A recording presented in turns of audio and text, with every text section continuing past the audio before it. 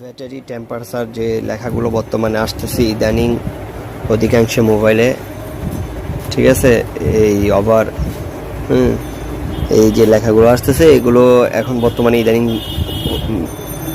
মোবাইলে আসতেছে। এই মোবাইলের সলিউশনটা কিভাবে করি একটু দেখেন।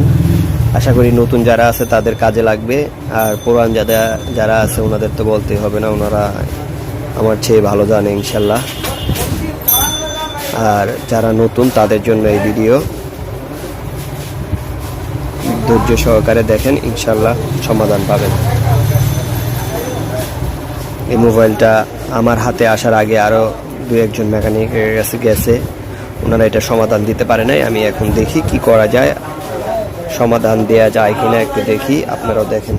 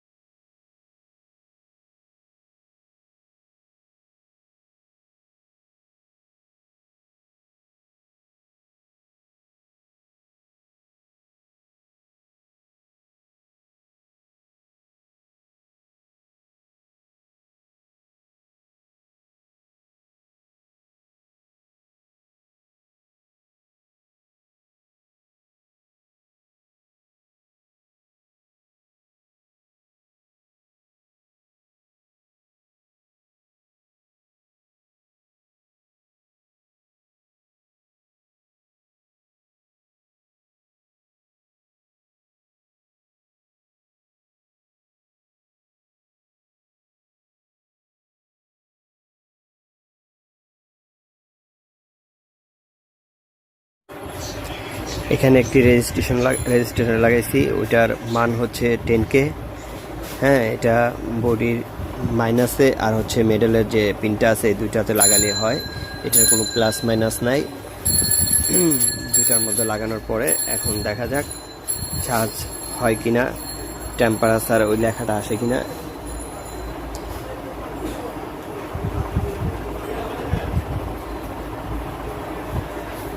এখন চার্জার দেওয়া হলো, দেখা যাক।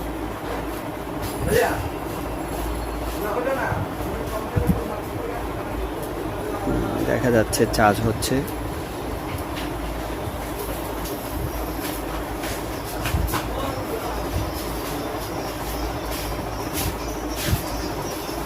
আলহামদুলিল্লাহ, আশা করি সাকসেস।